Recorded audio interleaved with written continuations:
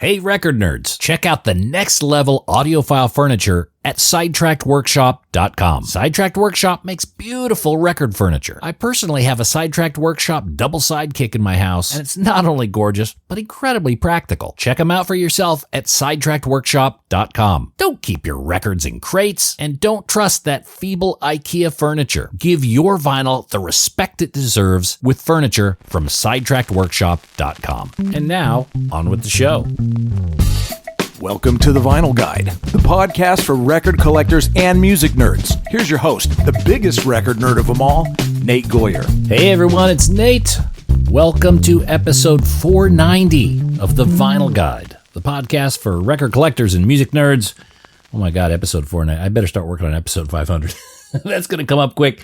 Hey, very cool episode today. I think everyone's going to enjoy this one. We talked to Nick Phillips, who is in a band called The Bread Makers down here in Australia. And Nick is going to share the story today about his time leading Corduroy Records, which was at one time Australia's last record pressing plant.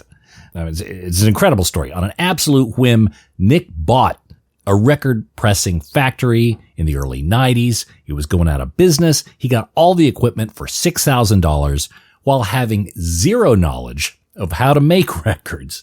All he knew was he loved the vinyl medium and he didn't want to let it die.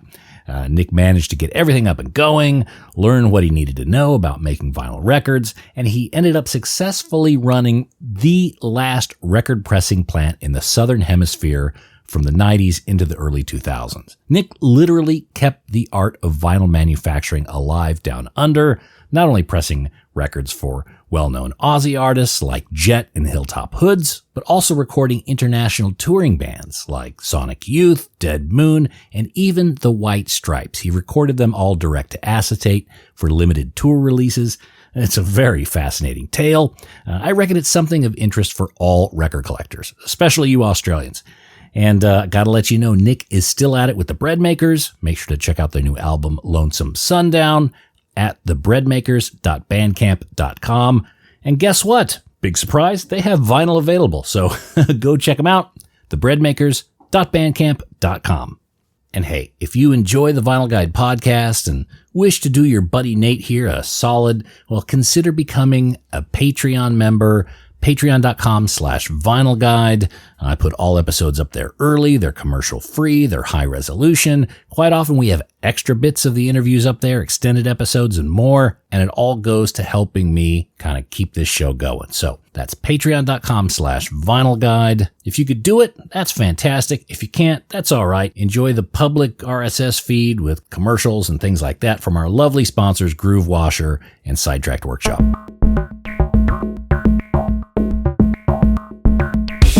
All right, enough of the chit-chat. Let's get into this episode with Nick Phillips and how Corduroy Records rescued Australia's last record press. Well, this week on the Vinyl Guide, we are welcoming to the show Mr. Nick Phillips where do we even start with you, Nick? I mean, you Corduroy Records, you owned a vinyl pressing plant at a time when it was at the low point of vinyl. You're a member of the Bread Makers. Lots going on. You must be a serious record aficionado. From day one. I do love vinyl records and have ever since I was a kid, obviously. Mm-hmm. Yeah, you mentioned the sort of various relationships I've had with records there through bands. Then I started a record label and very much, in fact, with the first ever release from that record label that ended up leading to me kind of on the fly buying a record factory. Which I had absolutely no idea how to operate. Plus, it was in Sydney, and I was in Melbourne. So there was all this old antique machinery in a factory that I visited in Sydney. And I went, I'll buy this. What can go wrong? Luckily, it was at the time when, vinyl was absolutely at its lowest ebb. So they really didn't want much money for it. They basically said some of the things they wanted a bit of money because they could be repurposed for other industries. But the main things like the record presses and stuff, they said if I gave them more than the scrap metal value, I could have them. So really, it was too good an opportunity to pass up. So this is around, you said is this around 92? Is that? I think it's a bit earlier than that. I think it's about 90, 89, 90. So I was getting, maybe it was 92. I don't know.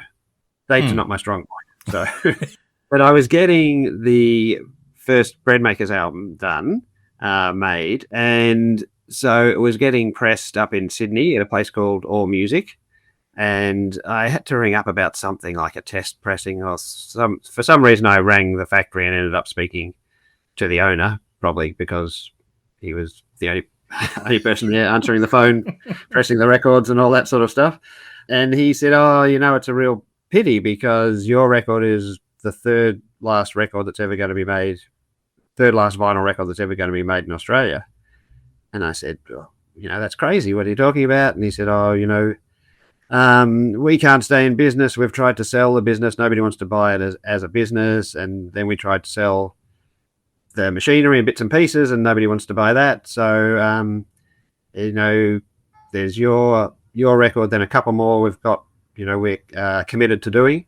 And then after that, it's all going to the scrap metal place."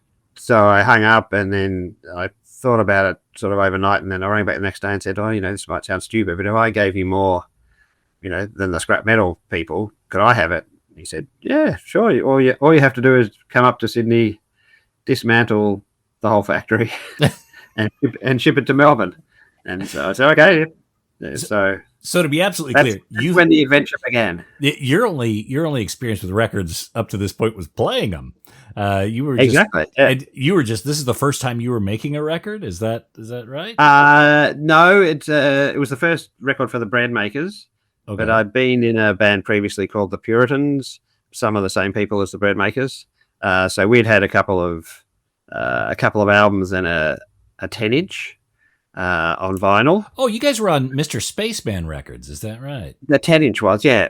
Ah, got it. Okay, yeah, that's where Cosmic Psychos got their start too, if I recall. Yes. Okay.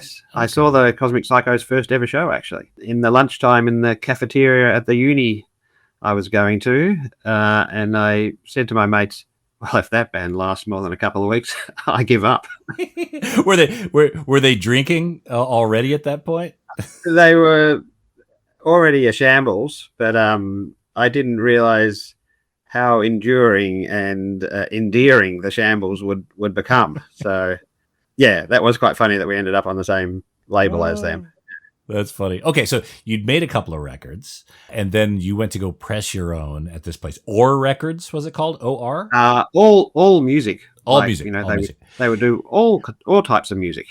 And that was the last record pressing plant in Australia. EMI had closed their stuff. Everything was closed except All Records. Is that right? Yes. Yeah. Okay. Later on, I found out there was a little place in Queensland called Sundown, I think, that did mainly country music that sort of may have still been pressing the occasional 7-inch, but yeah. But by and large, it was the end of vinyl records in Australia, supposedly. Got it. And this guy who owned All Records, did he give you much information? Did he say, "Here's how I get the pellets, here's how it works"? When you went up to actually look at the equipment and get it, did he give you a bit of a training or a tutorial? No, look, he was a nice guy, and I think he wished me all the best and hoped that I would succeed in my venture, but I think he thought I was an absolute idiot because he would ask me things like, "Do you have any sort of chemical background for making all the chemicals you need and electroplating and things like that?" And I'd go, "No." What's electroplating? You've obviously got audio cutting and things like that. I go, "No." Have you worked in factories before? No, not really. So I was absolutely unsuited for the job. But I don't know. I had a passion for it, and I just thought, as I said to my friends at the time, vinyl records are definitely too cool to die. So, not on my watch. That's got to be a hell of a conversation. I mean, it's like, in the 1920s and saying, "You know what? I think I'm going to go into the blacksmith trade." It's, and it only by this miracle that records have still kind of continued to hang on by their nails through this period and then have another renaissance.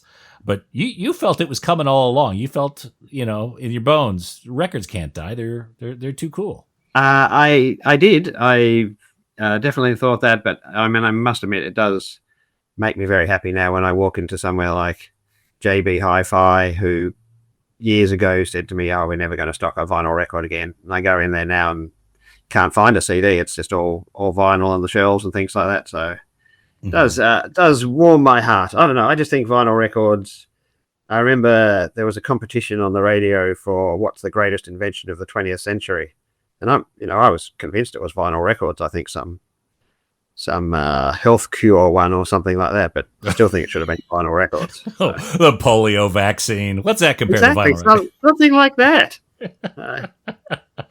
So, from a young age, you must have been pretty fascinated with vinyl records. And around this time, I mean, you could scoop up records for dollars, if not pennies. I'm assuming you're one of those guys that was scooping up copies of like the Victim single for $20 here and there. Is that kind of like the sort of collector you were?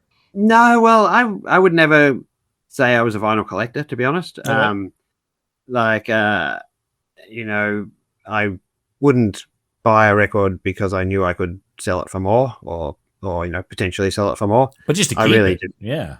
I just buy ones that I want to keep, and particularly that I want to listen to.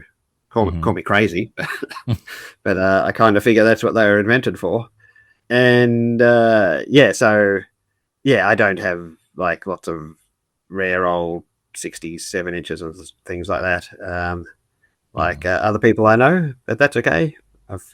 I've got more than enough records to listen to keep me happy. So you get this equipment and you moved it down to Melbourne, or did you move it down to Melbourne on some semi-trailers? I rented. I found. I knew somebody. I'm hopeless with business. Always was, and still would be if I was running a business. But luckily, they don't let me. One thing I remember somebody telling me was, I think it was a restaurant owner, and he said, if you want to have a successful business, it all almost starts before you even open the doors. You've got to find a place that's a really, really cheap rent. And then if they put the rent up, double it the next year, and the next year after that, you're still going to be okay to pay it. So I found this factory, or factoryette, I think it was called, in McKinnon in Melbourne, or sort of outer suburb of Melbourne, well, inner outer suburb, very residential suburb, but they had this small little industrial zone where, the factory next to me made horse saddles, and another one made golf balls and things. So it was little cottage industry sort of things. And so I found that place, and it was $200 a month. And I thought, well, if I can't make $200 a month, I'm really in trouble with my business plan. So I found that. We moved everything down from Sydney. I had a lot of help from a character, and I do mean a character, a great character, Harry Williamson, who had been involved in various different things in vinyl record manufacture and stuff for years and years, as well as playing in bands and things like that. So he was the one that had knowledge, and he was prepared to help me out. And he said, okay, this is small, this factory, but yes, if we have to, we can fit everything we need in here to make records. So yeah, that's where we started, and took approximately a year from when I got it to when we pressed our first listenable record. And that was a very wonderful night when that finally happened. Did you press a few unlistenable ones up until then? A few trial ones, I would say. Okay. Not unlistenable, just trial ones. Right. You're getting the equipment right. You're getting the measurements. You're getting the heat right. That sort of thing. That's right. It's the tiny little incremental changes you have to make. But I had no idea that making records, particularly with the stuff that I bought, because the stuff I got was the old 60s stuff where every single record had to be made by hand. Like you had to open and shut the record press yourself by hand. So it was so labor intensive, and there was so much to it. Mixing chemicals, as I said, electroplating, the actual cutting of the record, all these different stages where just if one tiny little thing went wrong, you could end up with not 100% perfect record. And so it was tough going when we started. So you guys it was a one-stop shop then. You guys would do the mastering, the plating, everything in-house from beginning to end. Is that right? Yes. Yeah. So we had the electroplating baths. We would, so the record would be cut on the acetate. Then it would get sprayed in a booth with silver nitrate, which was you had to make that formula up yourself with little test tubes and things like that. If you mixed everything all together and it came and the result was a clear liquid, you were good. If you mixed it all together and it was a little bit cloudy, then maybe you'd get by. But if it was very cloudy, you had to chuck it out and start again. That could be, like an hour's work, and then you just chuck it out and do it again, maybe a couple of times.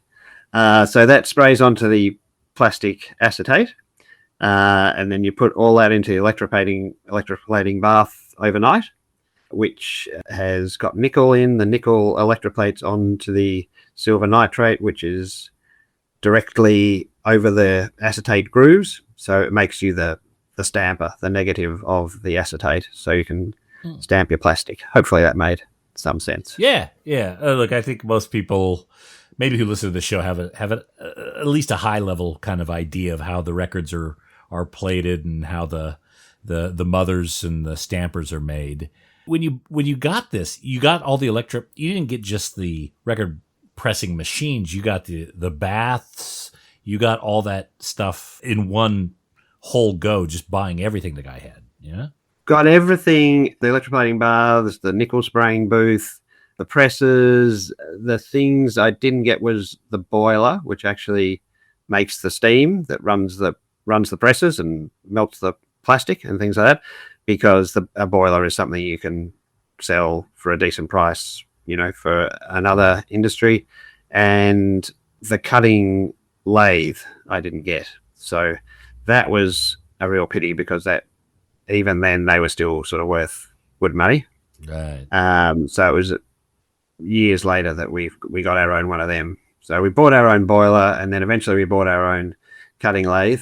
And once we had that, we could do absolutely everything ourselves. Right. Do you remember how much you paid for all that? Just out of curiosity. I should have done my research before I did the interview with you, because I've got a little framed thing somewhere, which is the guy from All Music's calculations, which I think is on the back of a dim sim bag or something like that, where he's gone extruders, $200, record presses, $500, electroplating baths, $2,500.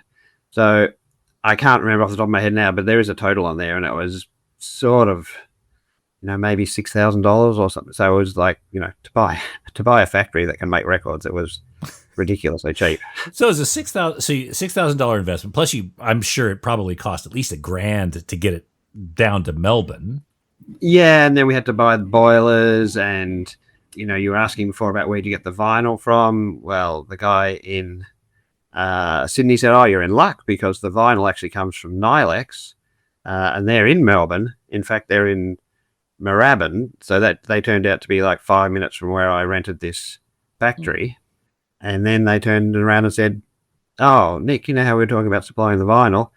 Well, the amounts you're telling us, they're not going to be viable for us to make that smaller quantity. We're used to making big quantities, so we're not going to make vinyl anymore." So then I had to get it all shipped from California. So that's just the raw material. So you had to ship that over from America to make the record in Australia. So how old were the machines? This is early 90s. They were sort of 1960s machines. Okay. They were Alpha Toolex, Toolex. Okay. Pretty sure they were Swedish machines. Did you have to get parts for them at any point? Was that difficult, just maintaining the integrity of the machines? Not too bad. The things that would jam up were things like the extruders, which is where the you put all the vinyl pellets in a hopper up the top, and then there's like a giant screw in there. It pushes the vinyl through, it gets melted and squirts out like spaghetti, and you grab that and stick it on the stampers inside the press. So the extruders used to break down quite a bit, but they were all sort of things that, I couldn't fix, but anybody that was handy with machines could fix. So, had to pay for a few people to do that. But there wasn't actual specific record machine parts that we were missing. So we were lucky like that. Could you make things like splatter vinyl or different designs, or was it all pretty much traditionally black or single color? Generally black or single color. Yeah, we were old school. Okay, fair enough. And what was your kind of vinyl run like? You owned the plant for over a decade, if I understand right. Yeah, it was about a decade. Yeah. Okay, and what were your typical runs? How many records could you make in a day?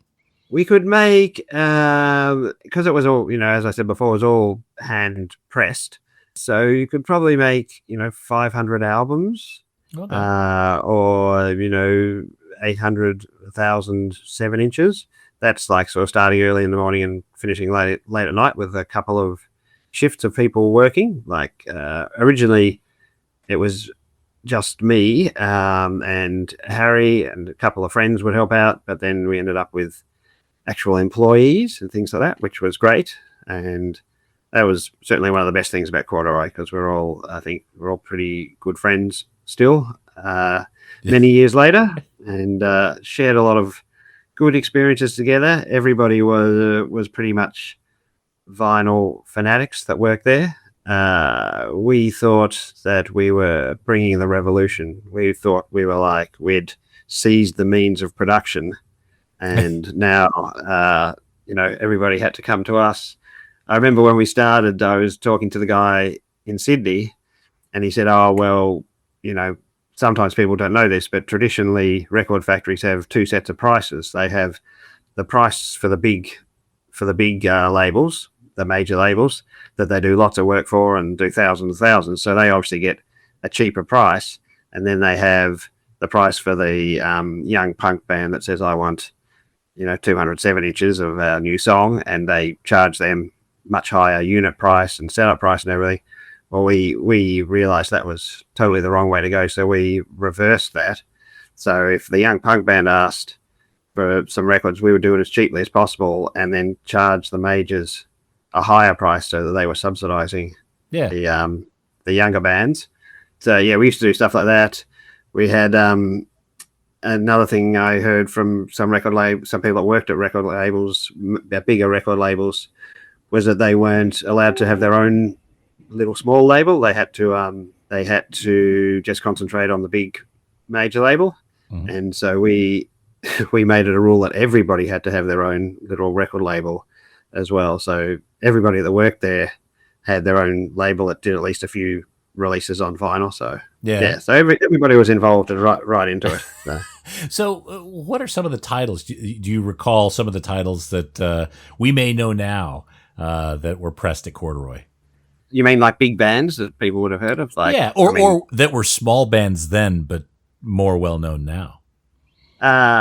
Silverchair is probably one of the bigger ones we did. Mm-hmm. The UMI, Jet, of course. Okay. They used to come and hang out at the factory, which was quite good fun. Somebody that's not really my sort of music, hip hop music, would be Hilltop Hoods from Adelaide. Mm-hmm. So I think they started out, writing a letter in biro and pen and can we get 100 copies of this? And, if you could do some white vinyl ones, that'd be amazing. And so gradually we kept doing stuff for them over the years. And then gradually they became like a major artist in Australia. So it was fun watching people like that progressed along the way. Wow. And of course, the other thing that we had so much, probably too much, or actually definitely too much fun with was the direct-to-acetate cuttings that we would do and then press those records up. So that was always pretty much a big party, day or night, or both. while the people were there recording. So yeah, that was a lot of my fondest memories revolve around that sort of thing. So just to be clear for people who may not know, and correct me if I'm wrong, direct-to-acetate is essentially the normal way of pressing records is you get a tape from a band who's gone in the studio and who's mastered everything the way that they want it to. They've got the EQ levels and everything right. They give you the tape, and then that gets pressed to record. But direct-to-acetate means the band's actually in the room recording directly to that lacquer disc. Is that right? Yeah, so they're playing live, and it's going into their microphones, through their microphones, straight into the desk, straight into the cutting lathe. So if they make a mistake, it's on the record. It's a bit of a white knuckle ride at that point to get it. Yes, but it was great fun, and I think we first started. I was reading about Elvis did a direct-to-acetate for his mum for Christmas or something like that one year. And I thought, hey, that's a cool thing. We've got room that we could set up a band in there. Why not? So yeah, we started doing that, and yeah, we ended up having people like Sonic Youth come down, which was just amazing. One of the guys that worked there, he was a big Sonic Youth fan, and he said, "Oh, Nick, you reckon we could ask Sonic Youth down to do a direct-to-acetate?" And so I sent them an email as if I was some important. I said, one of my staff here is a big fan of yours, and he would really love it if you would honour us with a trip down here. And so he came back and said, "Hey, it sounds like fun. We'll be staying at this hotel in Melbourne." And we said, "I will pick you up at whatever time it was." And they said, "How will we know which are your cars?" And we said, "Oh, don't worry, you'll know."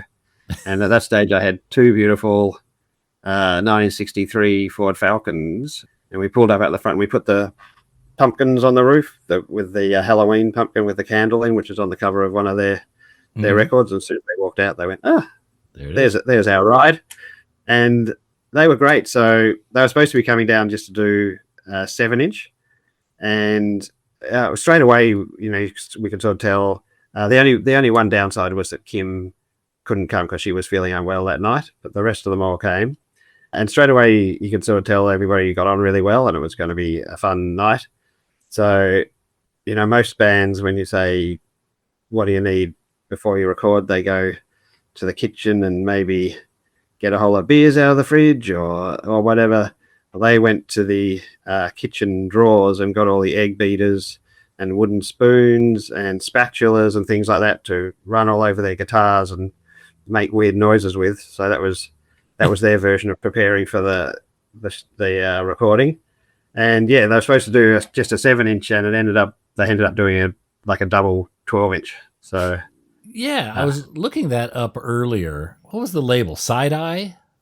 I think it was Saucer-like. Saucer-like, that's right. Hang on a second. Yeah, that was Mark that worked. He was the employee, like colleague, I should say. Mm-hmm. That was the one that was a big fan that he got me to write to Sonic Youth. So right.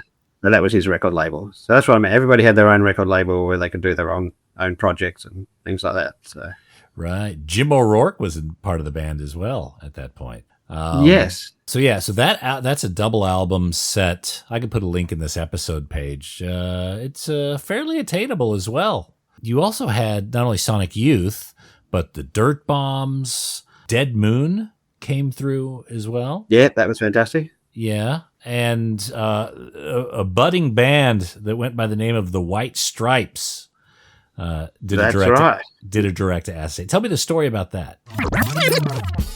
Hey there, audiophiles. If you're seeking stylish furniture to showcase your stereo and record collection, well, look no further than SidetrackedWorkshop.com. Sidetracked Workshop designs extraordinarily elegant record cabinets and consoles that add sophistication and panache to your music hobby. Handcrafted in the good old USA in the vinyl-loving city of Portland, Oregon, Sidetracked Workshop's designs are a music lover's dream. Made with real walnut veneered wood and brass accents, these gorgeous designs add class and taste to the record room and ship fully assembled assembled and ready to enjoy. Just check out the designs for yourself at sidetrackedworkshop.com. Look, you spend thousands of dollars on records.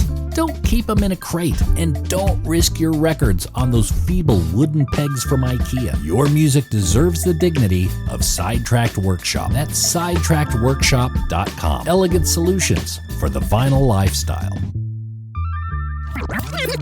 Oh, and hey, record nerds, don't forget to clean your records with the very best and safest record cleaner, the Groove Washer. Make your records look and sound their very best and store them with confidence using the new Groove Washer Groove Guard record sleeves. You gotta try this out. It makes a huge difference to the quality of your vinyl experience. Ask for the Groove Washer by name at your local record store and accept no substitutes. Or head over to groovewasher.com and use discount code VINYLGUIDE10. All hail the Groove Washer. That's groovewasher.com, discount code VINYLGUIDE10. You also had not only Sonic Youth, but the Dirt Bombs, Dead Moon came through as well. Yeah, that was fantastic. Yeah, and a budding band that went by the name of the White Stripes did a direct-to-acetate. Tell me the story about that.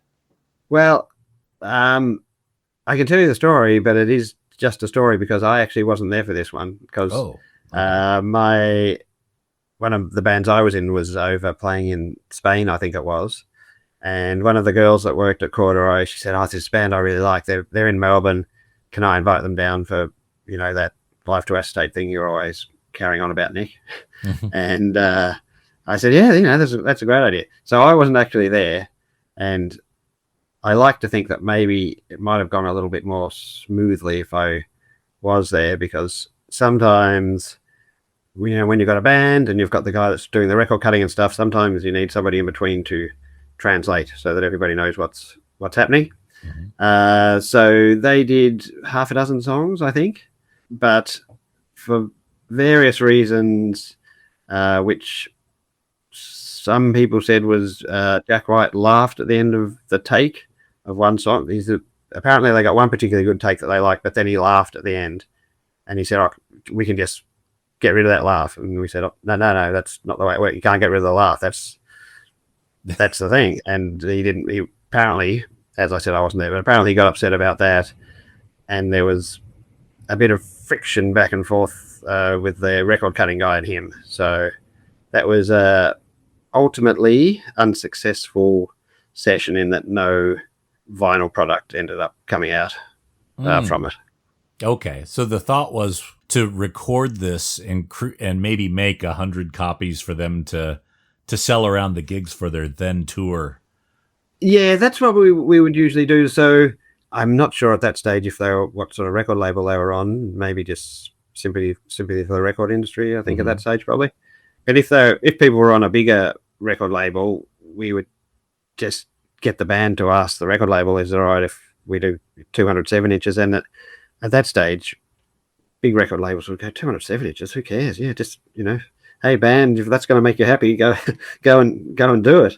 So, and we were also lucky because we had everything in house, like we were talking about before. And if we'd done a live to acetate, we could basically take it up to the road to where the factory was, which was 6 doors up the road, do the spraying, the electroplating, and have something ready to make the next, if we'd finished it that night, we could have it ready to go the next morning. So people could actually do a live recording and then the next night have some 7 inches at their show to sell. And obviously that always sort of went pretty well. If you've recorded something and you've got a 7 inch a day or two later, then people seem to want to buy them. Yeah. And you got to think that experience must have influenced Jack White for his future ventures into the record pressing world. Well, I don't like to say that I taught him everything he knows, but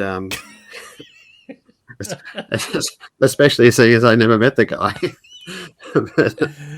but yes, I think he definitely got some ideas. I think one of their promo versions they did a live to acetate. So they weren't sending out to the radio stations the actual record version of the song. They were sending out a live to acetate version, I believe. And the studio where he recorded in London was owned by a good friend of ours as well. So where they did Elephant, I think it was. Mm-hmm. or something like that. So strangely enough, the funny conclusion to all the Jack White Stripes story was, so they left the acetates behind, said, this has been a waste of time, and left them behind with us. And then next time they came back, their tour manager got in touch and said, they'd probably like to get those acetates that they recorded. And I said, I wasn't here at the time, and I hear it didn't go well, but if you want to say, just give me the $200 that I paid the recording guy, the cutting guy, and then, will we square, and I can drop them off at the show if you want tonight. And for whatever reason, they went, $200, we're not paying $200. That guy, he was difficult to deal with, and we're not going to give him $200. Fast forward 10 years or so, and apparently Jack White's got a vault of all his recordings and things like that from the White Stripes, and there's one shelf with something missing, which was the acetates that we had. And so they got in touch, and I said, well, I offered them to you for $200 before, but I think they're probably worth more than that now. And that's where I'll leave that story. But we ended up with a happy medium. But yes, it was a bit crazy because they'd gone up in value so much. So yeah. Worth at least $250. Maybe even more than that. But believe it or not, I'm contractually not allowed to say the amount. Of course. Yeah, I wouldn't. That's none of our business. But they did get into the right hands, and they were they were part of a vault collection. I think the Destigil, I could never say the name of that album. But it was one of the third man vaults. Good on you for trying, though. Well.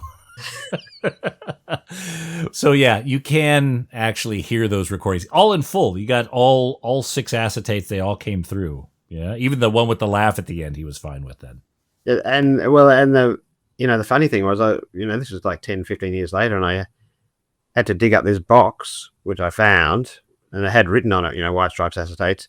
And there's the 6 things in there. I'm going, well, that's good, that sounds correct, but I didn't want to listen to them or anything because you can sort of damage the quality of them and stuff by listening to the actual acetate. Mm-hmm. So I had to send them all off and hope that was the right thing that he was getting. So anyway, turned out all right in the end. Did it actually go into acetate, or did it go to like a lacquer? Well, that's what I would call an acetate, like a lacquer. Okay, because I was under the impression, and correct me if I'm wrong, but a lacquer over time, it starts to kind of, the materials or the wax starts to kind of reshape into a flat surface. So lacquers tend to not hold sound very well over a long period of time, as I understand it. I may be totally wrong on that. Look, you're probably correct. These are I call them acetates, but I think maybe they came from Apollo in America. Maybe they are officially called lacquers. So they're the things with the metal sort of aluminium inside, and then they've got the soft plastic coating on that, which is what you cut the grooves into. Right. So I could see that they could possibly deteriorate. Obviously not with the careful storing and warehousing that I had employed with the White Stripes one. Right. No deterioration at all. In fact, they just went up in value. So. Yeah, I'm sure you had a climate-controlled garage that looked after them very well. Something like that, yeah. Now, I was kind of fascinated that you did this leap of faith to buy this record pressing plant and all its parts without really being that familiar with how to be able to do it. But also as part of the bread makers in the early phases, you guys were recording like Hoodoo Night Spot, and I think the next album were recorded on these one-track recorders from the 50s, mono. And you guys were very, I guess, deliberate in using that equipment to capture that sound. So you did kind of have a working knowledge, or at least an appreciation, that this vintage gear could give you results that modern equipment at the time couldn't. Yeah, we definitely had an appreciation of that. I didn't, I knew about as much about 1950s one-track recording as I knew about record pressing. So luckily we had a genius guy that did it for us, whose name was Graham Thomas, who sadly passed away, I think about a year ago. But he was a total rockabilly crazy person, and he bought an old broadcasting desk, I think from Channel 2 or Channel 9, I can't remember now, and these one-track recording machines, and he set it all up in an old milk bar, and I thought the sounds he could get there were incredible. He didn't just do us, he did lots of other bands, and rockabilly, rhythm and blues, soul stuff, western swing. He could he had like manuals of all the old great recording studios like Fortune Records and things like that, and how they would typically have their amps set up and where they would have it in the room, and if they had baffles or things like that, and then he would sort of recreate it the way they had it and try and get that sound. So yeah, he was a genius in my book. So. Wow. Well, those first few records sound really, really good. The name and the logo of Corduroy Records, where did those come from? The name came from an open letter that the British Tailors Association wrote to the Rolling Stones in 63 or 64, pleading with them to stop wearing their corduroy jackets and other scruffy things like that, because they were ruining the future of the British tailors by not wearing proper fine cloth. And I always liked that letter, and corduroy sort of looks like grooves on a record. So I thought that's that. And then just because I'm foolish, I decided to call it Corduroy Records and Detective Agency as well, because it just had a bit more zing to it. And we did get one case as detectives. Unfortunately, not successful. Yeah, find the missing white stripes acetates. No, this one was buy some counterfeit Nike socks. Like, someone rang us up because they thought we were a real detective agency, and all we had to do was go and buy some socks at a market and like take a photo of the person selling the socks and stuff like that. And I was busy making records, so I delegated it to the drummer in the Bread Makers. Well, let that be a lesson to me. If you ever start a detective agency, don't get the drummer to do anything. So he failed to complete his mission. I think he was a few days late, and by the time he arrived, the suspects had fled the scene. So to peddle their counterfeit socks elsewhere. Yeah, that's right. They got to live another day. Did Corduroy, did it provide a decent living at least a few of those years there? There seemed to be a lot of activity. Like, there were some reissues, some Missing Links LPs that you guys had done. So yeah, well, I guess you could say it was a decent living, but we had just such, as I said before, business was never my strong suit. So we had very convoluted ways of doing things.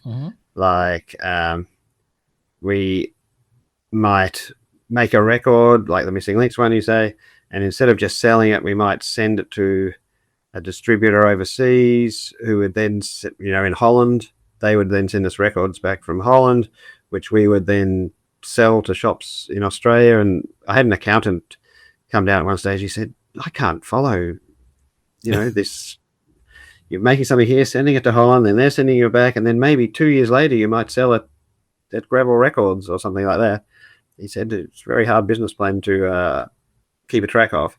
So, money was never the point, and it was pretty tight at some stage. Basically, because I think most people, when they start a business, they have some money put aside for when things go wrong, or when if you need to do upgrades or something like that. Whereas the $6,000 or whatever I gave them for the start of the stuff, plus the other costs in setting it up, was pretty much all that I had at that time. So it was always a little hand to mouth, I would say. Yeah. Okay. All right. So, having some money set aside when you open a business would have indicated that there was a plan put in place. And this seems that you're very much running on instincts, at least at this part of your life. Yes, that was definitely the case. Yes. Uh-huh. And at the end, as you started to, I guess, sunset your role in Corduroy Records, how did you know the end was coming? And then what did you end up doing with the I think with the factory? probably the day I knew the end was coming was when I got sued by EMI, Warner Brothers, Sony, BMG, a few others as well for bootleg records or copyright infringement. That's the correct term. Mm-hmm. So I don't know if you know anything about this. So all the big record labels have a anti-copyright task squad, I suppose you'd call it, Mm-hmm. or team that they mutually fund, I guess, through their record sales. And as I understand it, at that stage, there had been sort of the big companies were fighting things like Napster and streaming, things like that. But the people in Australia seem to do more things like go to a petrol station and bust some petrol station owner because he was selling cheap cassettes brought in from Indonesia and just sort of fairly, what I would call not high... Innocuous. Yeah, fairly innocuous. Yeah, exactly. And so with us, we were busted for, there were some DJ guys that used to come down occasionally. I think they had a shop in Richmond. Don't even know the name of it, to be honest. But they used the term, this is just some stuff we knocked up in the bedroom ourselves or something like that. And would get just like 50 copies of a 12-inch white label pressed. And unfortunately, unbeknownst to us, they were using samples and bits off apparently very popular club tracks or whatever, which I wouldn't know even if I heard the original version. I doubt very much. But that's no defense if you manufactured it, even if you didn't know it's not kosher, you're equally as liable. Mm-hmm. So got sued by all those companies, and that was, I think, $2 million or 20 years in jail or something like that was the possible fine. So that and coinciding with that, the people that owned the factory where we'd been for 10 years, where we'd always had the super cheap rent, I think they came to me a couple of times and said, sorry, Nick, we're going to have to put it up $50 a month. So they were really good, but then they decided they wanted to redevelop the site and we had to move. And I got quotes for moving all the machines, and that was over $100,000 to move and reset up somewhere else. $2 million or 20 years in jail for that too. Right. And then plus the people that were moving it said, if you move all this, then the Department of Health and Safety are going to come in and have a look at it. They said, we don't understand why they never came in when you originally set up. And I said, well, I didn't tell anybody. It was, we just set up this thing. And they said, well, if you move that now, we would have to inform them because, these are old machines and somebody's sticking their hand into that record press. That, you'd have to have modern safety features fitted on them all, which was going to be more expense. So in the end, I ended up bailing out and selling the machines, ironically, to the people at Obese Records that had been one of my frequent clients. And I think they had some deal where part owners were the Hilltop Hoods that we spoke about before, because they were now really successful and had some money. So they came from doing their little copies of 100 copies of their 12-inch to owning some of the machines. So, which was cool. I thought it was a good end. As long as, my mission always had been that vinyl record manufacturing shouldn't finish in Australia. And now there's, several factories just in Melbourne. So for me, that's a big win. Yeah, well, I'd say that's interesting. Did those machines eventually become Zenith Records? Yes. Yeah. Okay. So Obese bought them from me. I think they had maybe then or maybe a bit later had something Hilltop hoods included. And then I think Obese changed the name to Zenith, so they were the ones that called it Zenith. And then I think it's Paul Rigby and some other people have bought it off the Obese people, I think. So those machines are still stamping today. Still stamping, yes. But the other good news is that the Zenith people have recently got in a whole lot of automatic machines from overseas, which means they can do consistent quality records, way, way faster than we ever could, because they're not doing everything by hand. So I'm not sure if they've actually all got them connected up and running yet, but that will make a huge difference to them, I'm sure. So, but the little old Alpha Toolex machines are still stamping away. I think particularly a lot of 7-inches they do on them. If they've got a small run of 7-inch records, they probably do it on my old machines. So great to think they're still going. So when you come up with something like this new Bread Makers LP, you know exactly what is required in record pressing. Do you get very involved? I mean, are you conscientious about where you're getting them pressed or any of the details, or you just kind of leave that to someone else or not too concerned?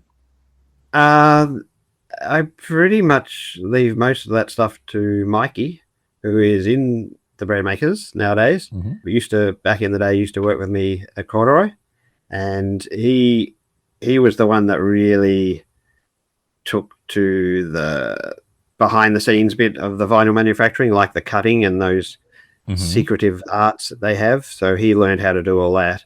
So that's Mikey Young of the now famous Eddie Current Suppression Ring band.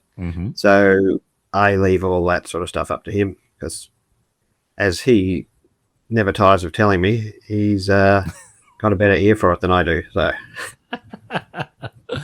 okay, all right, fair enough. I just wanted to know how interested you are in when stuff like that happens, because there's the potential for you to be an absolute nightmare customer, knowing exactly how the sausage is made. You can perhaps be a very finicky, high standard customer. Doesn't sound like you are, though.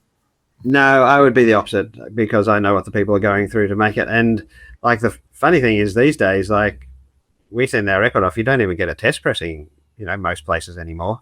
Whereas I think, wow, imagine if we'd been like that at Corduroy, because we would bend over backwards always to try and make the artist happy. So they'd go, oh, there's a tiny little crackle here. We'll go, oh, don't worry, we'll do it again. Do we need to pay? No, we'll just do it again.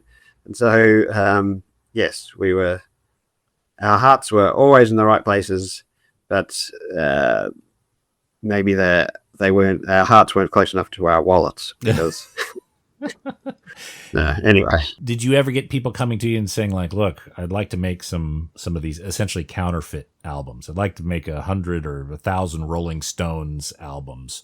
Did you get offers like that? Not very many. And I think there was one pretty similar to that, somebody about Rolling Stones ones.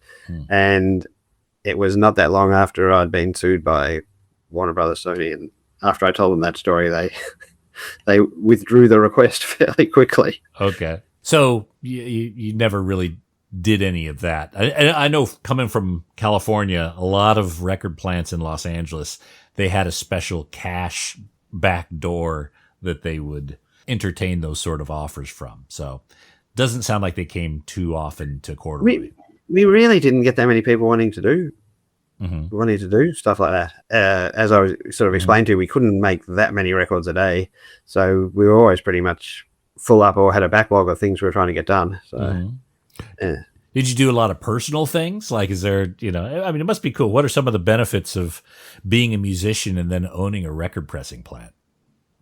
Well, one of the other bands I was in, Shutdown 66, we certainly got to put out a lot of 7-inches. I was looking back recently, and but yeah, I didn't really do a lot of personal stuff. I mean, I just, I thought I had the dream job in the world, just having a record factory, albeit a tiny little one.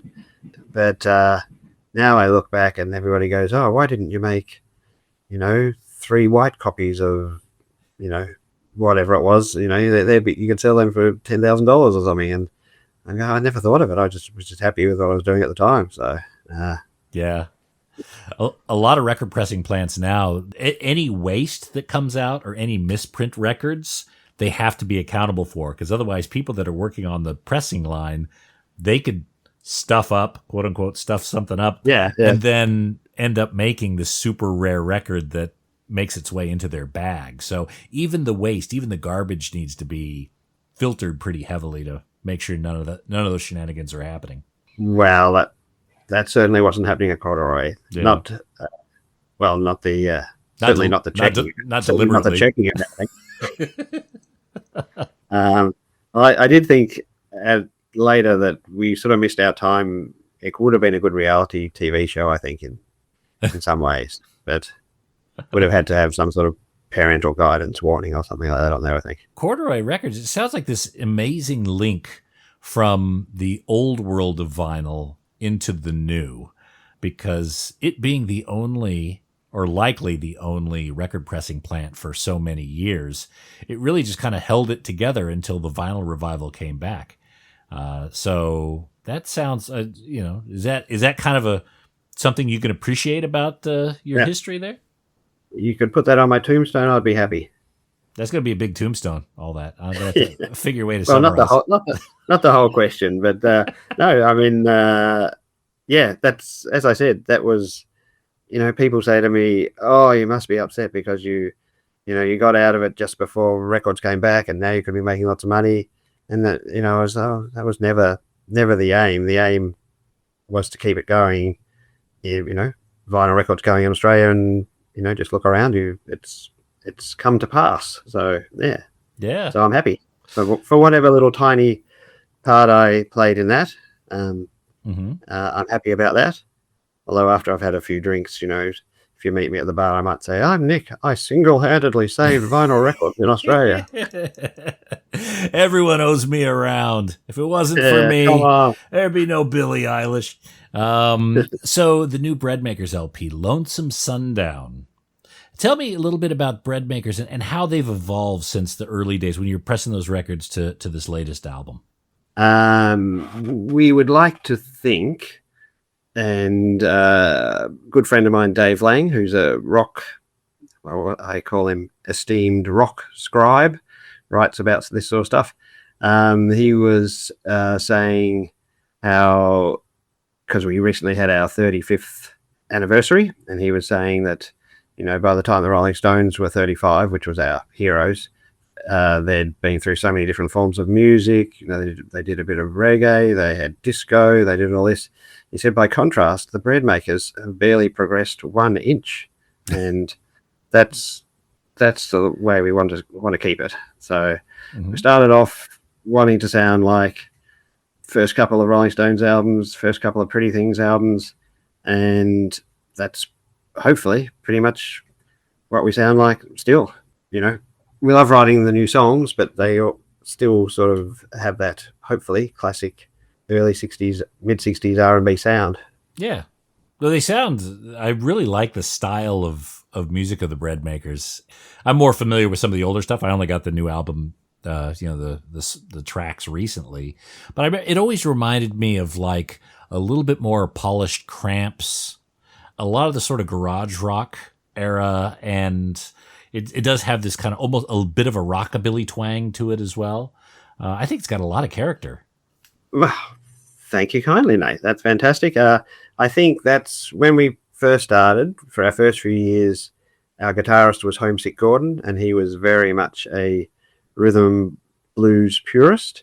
And then we got the new kid in, like the Ronnie Wood of the Breadmakers, which is Mick, the guitarist, and he's only been with us like a bit over 30 years, so still earning his spot. But he definitely brought a bit more of that garage and rockabilly sensibility to it, which I love. I love all those slightly different mid-60s genres. That's the sort of stuff I listen to. That's the sort of stuff I love, and really enjoy playing it, and particularly enjoy playing it live, which is great fun. Excellent. So what I do want to do is recommend people go to thebreadmakers.bandcamp.com. I think that's where you could order the Lonesome Sundown album. Is that right? That is correct. That's the best place. Give it a listen. Follow the Breadmakers on Bandcamp, and then grab some records, and even look back into some of their legacy recordings as well. There's some great albums. Again, the one that I tend to go to is Hoodoo Night Spot. But as Nick has shared, none of the albums stray too far from the core of the band. And Nick, for all your years of vinyl production, I want to thank you for your service. And I hope this vinyl revival continues. Maybe one day there'll be a statue of you at the Austin Record Fair or someplace to be able to recognize your service in the vinyl record industry. Well, that would be very cool. I'm less militant now than I was in the old days. I remember suggesting to the guys at the factory one time that we have a CD burning outside the CD factory, and they did point out to me that has sort of fascist overtones and may not go down very well. So, but maybe a statue of me, if it wasn't too fascist, would be fine. Cheers. Bye.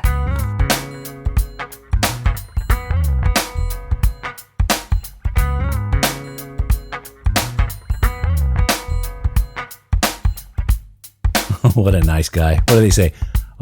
Not all heroes wear capes. Well, that is an absolute hero there. Thank you, Nick, for your service. And again, just reminding folks, check out the Breadmakers' new album, Lonesome Sundown, at thebreadmakers.bandcamp.com.